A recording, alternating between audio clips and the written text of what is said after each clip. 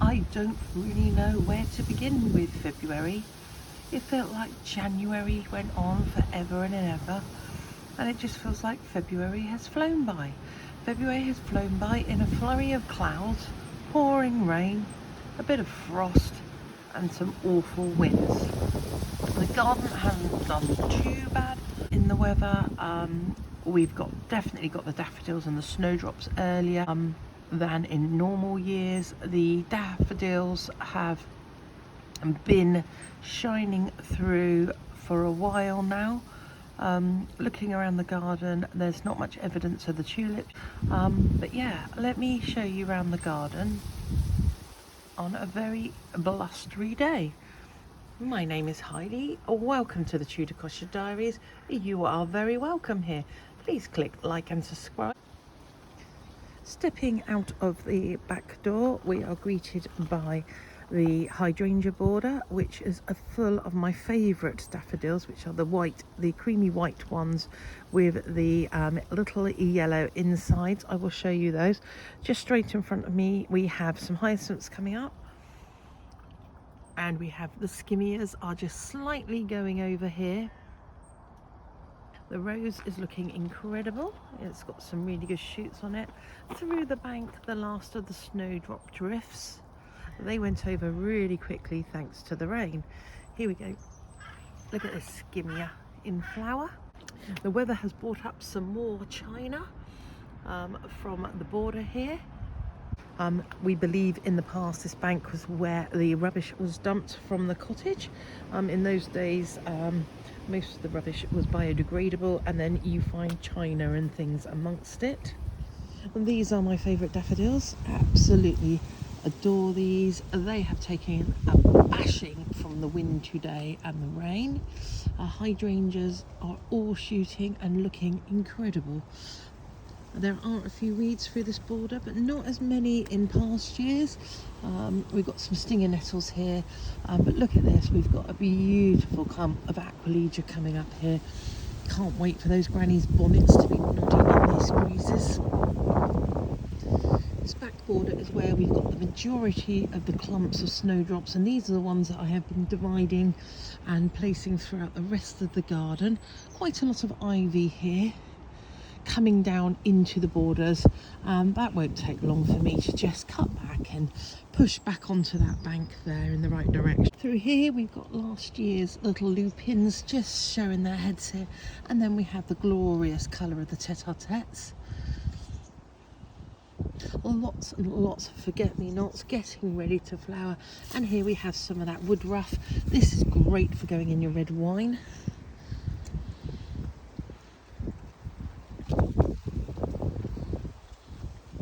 Some of my prize pots are here, and these are the azaleas, a very strange grass that I seem to have acquired over the winter. My muscuri, my grape hyacinth pots, these were also a rescue plant. Really not convinced about what's happening with the tulips. They are in there, but we have got the geraniums. They are coming through really well.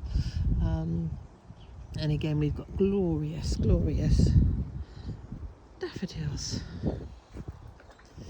Yeah, really worried about the tulips. I think I buried them too deep. I tried to lasagna, not done a very good job of that. Scabious, look at this. We've got the scabious already. They're up early, and there's a few little lavenders in there. That's a geum, which will soon be in flower. Going through here, we've got a little hellebore at the back there. I can't quite reach that one to show you what it looks like on the inside, but we got some roses here that had their prune and are ready to go for spring. We lost an obelisk here that was supporting this tiny little clematis, so I do need to get another obelisk there and put over that so that can grow up. And then I have got the red skimmia here, which is looking amazing, and there are a smattering of flowers on that, so that's getting ready to flower. We've got in here, we've got yarrow and achilles, which are starting to come up in their clumps. A little clump of grass there, which I must pluck out. And then underneath the hanging baskets, we have the dahlias. They have overwintered well. We have fritillars through here, snake's head fritillars. Haven't seen any yet, but they come up slightly later in the spring. Big milk thistle, that will need to come up. But here we've got one of the pillar roses that are growing around this obelisk. Hopefully you can pick over this wind. Oh, mighty fine mushroom growth on my sorry tulips there. And here we have another rose that is going to be growing up this obelisk. Underneath the cottage window, in the shelter of the thatch, we've got the astromerias. They're coming up really well. And then I have my mint collection and my nerines, which are all underneath this window. And then we have these ancient roses, which have already got aphids on them. Unbelievable. Yes, these are really old. You can see, look at the gnarliness of this stump. It goes from here right to here. So I don't know, I couldn't even guess at how old that is. The scent of this hyacinth is absolutely stunning and filling the air at the moment. And as the wind blows the mint, you get the mixture of the two. There's about 5 different types of mint here. There's also some rosemary in here, which has done terrible. Literally dead. And whilst we're here, I am actually drinking mint tea at the moment. So yeah, just for my voice. So this will be probably the next project I tackle for the garden. This is going to be a little pool of water. It's going to have a recycling pond pump in it, so we can have the noise of bubbling water here when we sit and have breakfast. And I like to sit on these chairs when I've got the cushions for them. They're a bit hard on the bottom otherwise. We'll go up onto the lawn, which is not too soggy at the moment. Big mistake I made with my beautiful maple that was bending over the pond. Is that the right way? That was over the pond. You can see the damage that the wind and the frost has done to that. This has been covered for the whole of winter. I've only uncovered it the last few days, and I'm just shocked at how dead that is. The frost of the other night has really knocked back the camellia. It does need me to go through and lift off some of these dead blooms and leave the ones that are just opening to shine. But as you can tell, it is blowing a hoolie here on the south coast of Britain.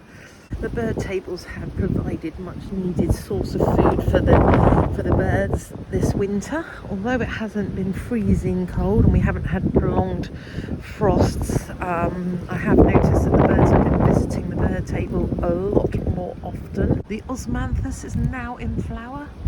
I don't know if you can see that, how delicate those look, those little tiny bell-shaped flowers.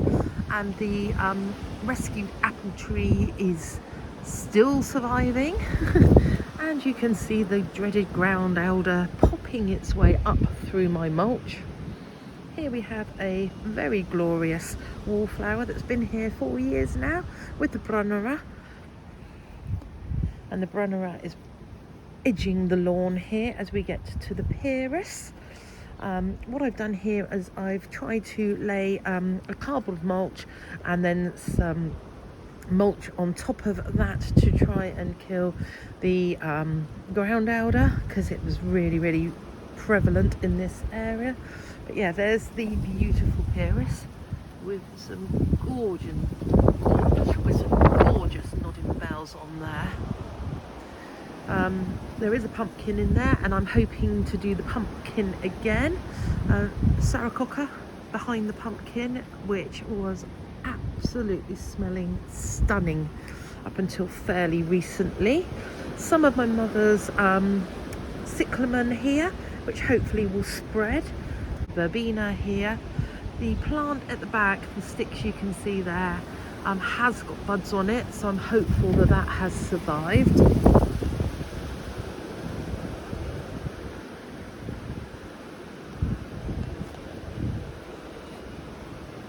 Walking towards the rose garden, we've got a beautiful little prunus here out,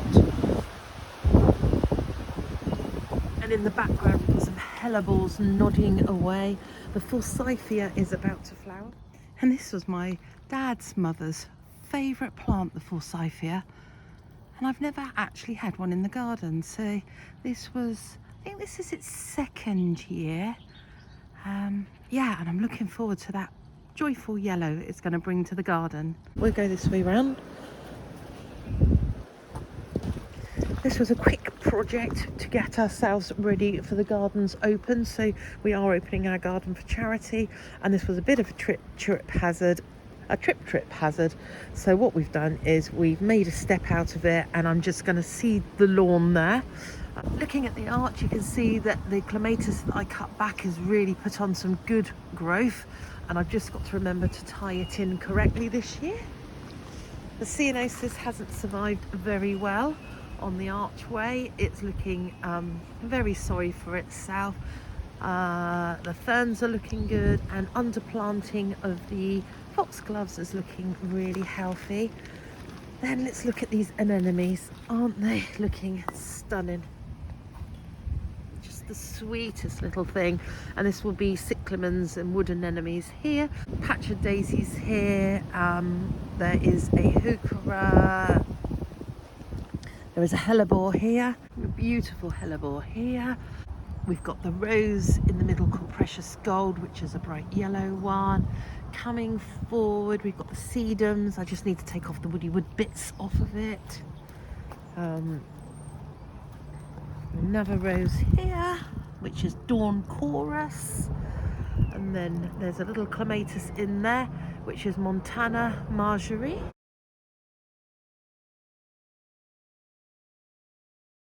In this back border here, we've got two of the rose princesses planted together to try and make them look a bit more impactful at the back here. Next order, I call it the bride's bouquet. This beautiful white bush has come into flower, and then underneath that you can see where we're starting to get the alliums popping up. Planted even more alliums this year down in this part of the garden. The grass is going to need to have its chop ready for its fresh new growth. Against the corner of the shed we have this beautiful, I want to say it's a heavenly bamboo or something, with the red berries and the white flowers on it, and underneath it we have got some tulip bulbs from a few years ago which are not going to flower, and we have another granny's bonnet. Climbing up the shed we've also got the passion flower, which was newly planted last year.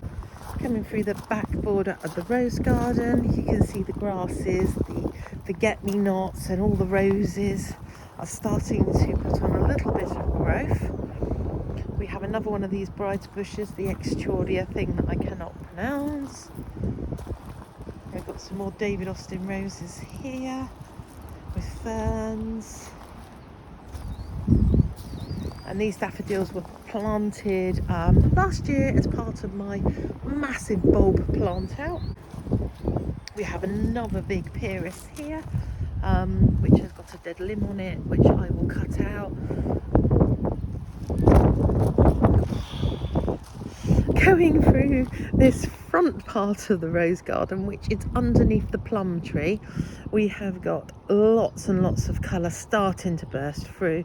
So there are heucheras in here, there is some brunneras, the hydrangeas are doing really well. I need to take off these dead flower heads off of them. The roses are looking quite good and healthy. Underneath we've got the honesty plants. There's far too many honesty plants, but I'm just going to let them do their thing now. And then I'm going to cut them back before they self-seed everywhere. Oh, the joy, the sun's come out. So we've now got a massive shadow in the middle of the garden. But I'm not going to moan, it's lovely having the sun here. The size of this skimmia, isn't this a beautiful one? Just getting ready to flower. And we got a few more spaces here for bulbs, so it's great to take these videos and look back on. One of the reasons I started vlogging was so I could have a look back month to month and see where I needed to plant things. Yeah, lots of bare soil here. Makes me wonder what's going to pop up there. Loads of forget-me-nots.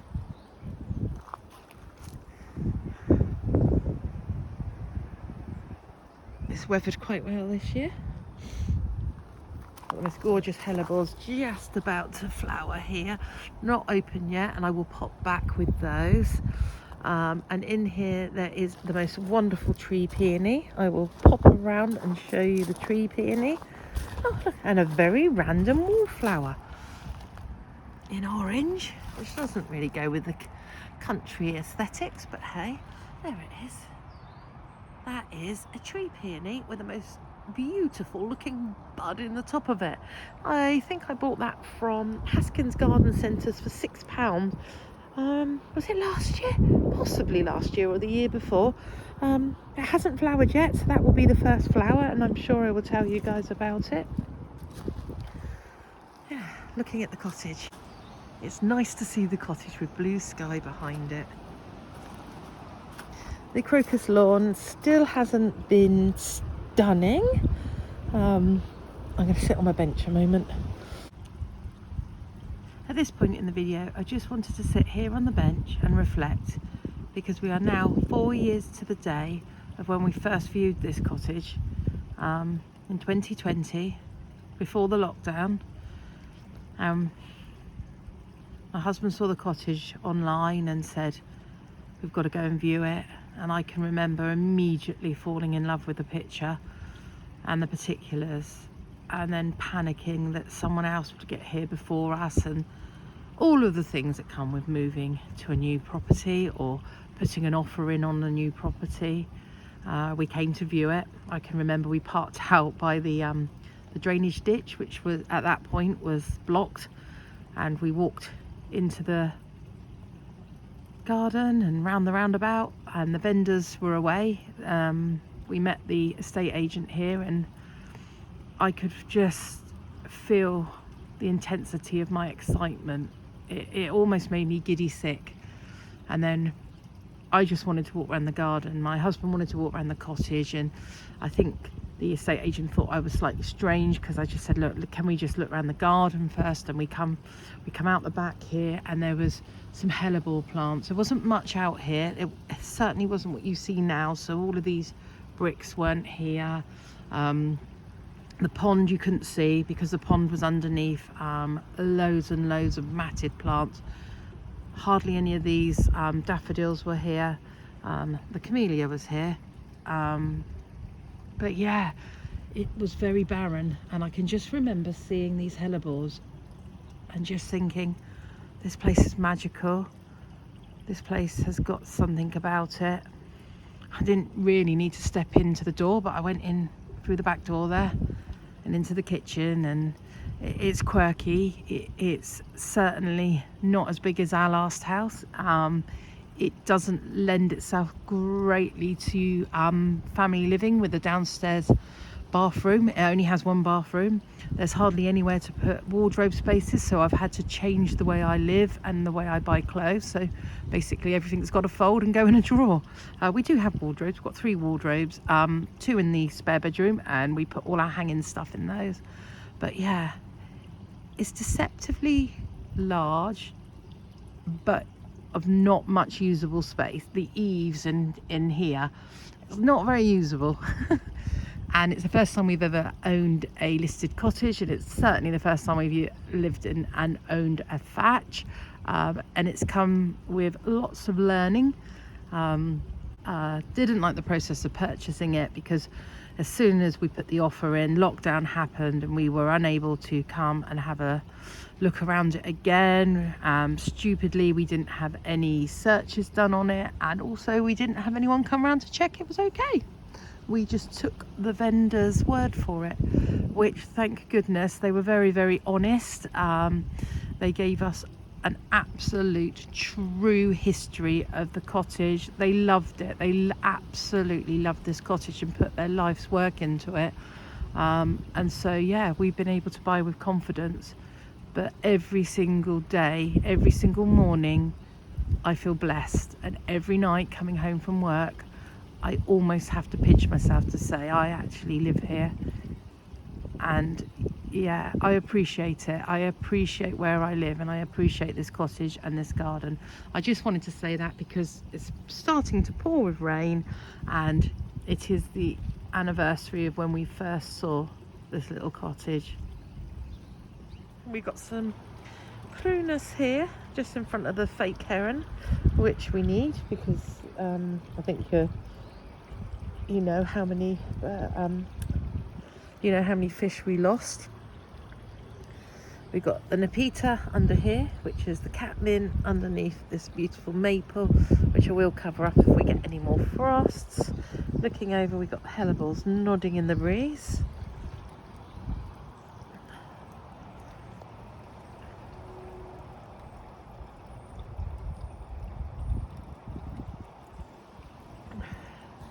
So how are all your gardens doing? Hopefully they've all fared fairly well with this very strange weather we're having. Last year was a complete and utter washout, wasn't it, for gardeners with the weather and the constant rain, and it feels like the same for winter. It doesn't feel like we've had a really hard winter. We've only had one log delivery. We normally have 3 log deliveries. To a National Trust property on my holidays, and I bought this fritillaria for £3, and they're in my little heritage pot at the moment. They will go in the garden afterwards. You can get some lovely plants at National Trust properties. Coming through the shade garden, you can see that the ditch is sending out even more bits of china, and there's even the top of a blue poisons bottle coming out. The cyclamen have done well, so this is white cyclamen here. The little pyrrhus is looking a little bit poorly. The daffodils are doing well. We never had any daffodils here last year, so these are all newly planted daffodils, and the fatsias have done well. And these were only planted in, the little maples were only planted in here to rescue them because they had dried out roots, and they've been here about a year, so they need replanting. Little hellebores are looking very pretty, and some more brunnera here, and more hellebores. How joyous is this wall on the front of the cottage? All the tete-a-tetes nodding away, and then we've got some granny bonnets in there. I actually love the moss on the wall as well. And then looking over the wall, we've got the fern here that's massive, a granny's bonnet, and some more tete-a-tete.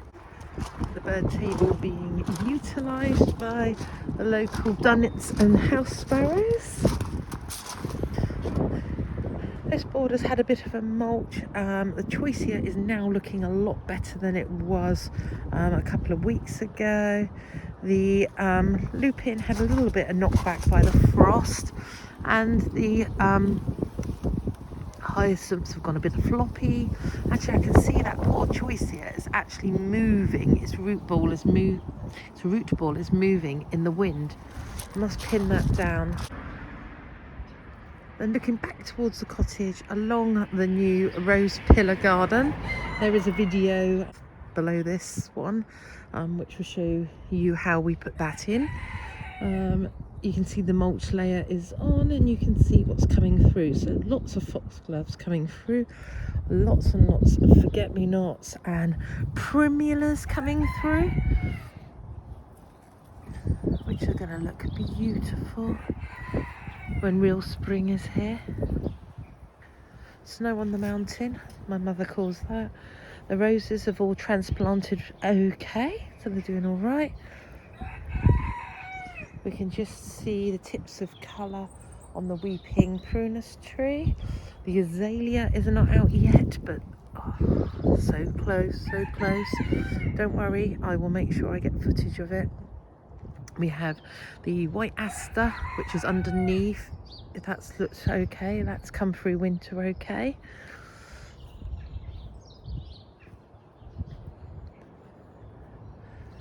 coming through here. All the plants here seem to be doing really well, including all of the sedums.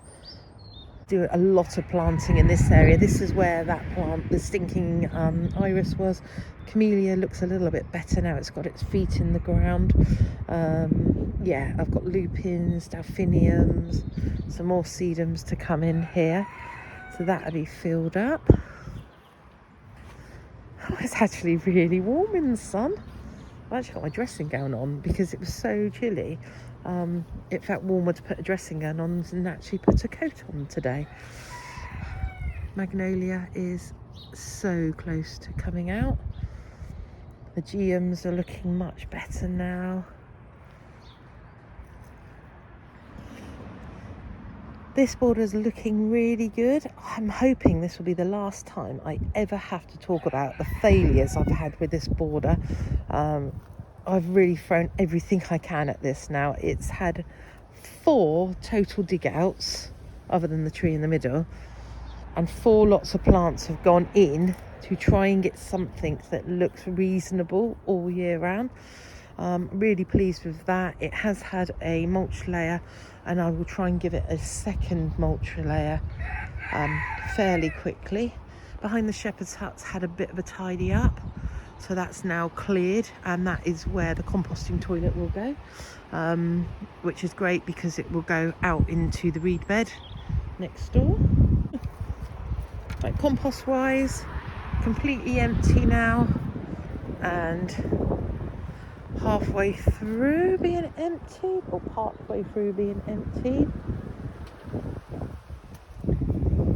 The rhododendron, the buds are putting on masses of growth. Every time it rains, they seem to be swelling and swelling up. Well, there's a couple of black ones in there. Yeah, this is the very purple rhododendron, but very beautiful. And then you can see on the lawn all the cones from the fir tree, and we use those for kindling in the fire, so we will collect those and dry those. They go into the log store over summer, dry out, and like I said, they make a great kindling.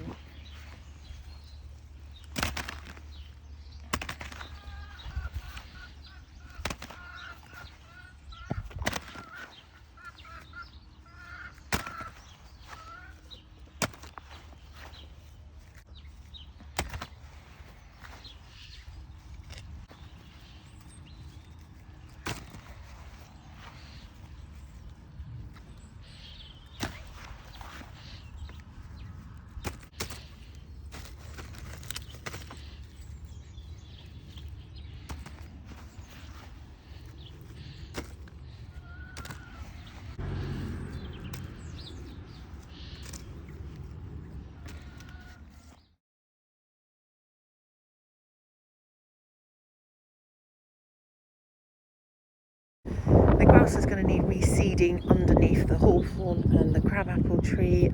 It hasn't overwintered brilliantly because of the water, but coming through the roundabout, I'm really hopeful for next year. I feel like it needs some more soil in it, so this is where I'll be putting the rest of that compost that we've been making this year, just to raise the levels around here and stop water sitting in here and rotting off the roots. But yeah, everything here looks really, really good. And I have to say, my 2 saddle stones that I aged last year have weathered quite nicely.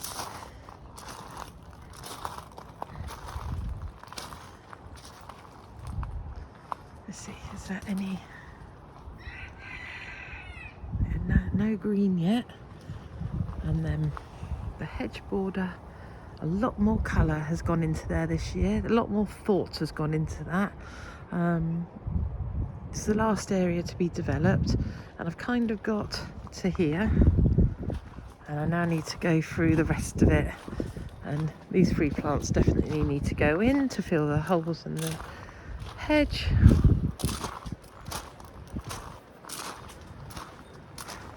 At this point, the wind became super crazy, so we're just looking at the aquilesias, last year's lupins, some delphiniums and some ferns that are all under Archie's bedroom windowsill. Yeah, it's going to look good this year. Really excited now. Right, we're coming. I'm going to get my washing in. And then this border was redone last year, and it's got the cyclamen, the hydrangea silver dollars, and there's 1, 3, 4, 5, 6 of the hydrangea silver dollars coming through here. There's some geraniums, cyclamen, lots and lots of daffodils. There's some new hellebores that have gone in. You've got a euphorbia here. It's beautiful. More plates that have come out through the ground.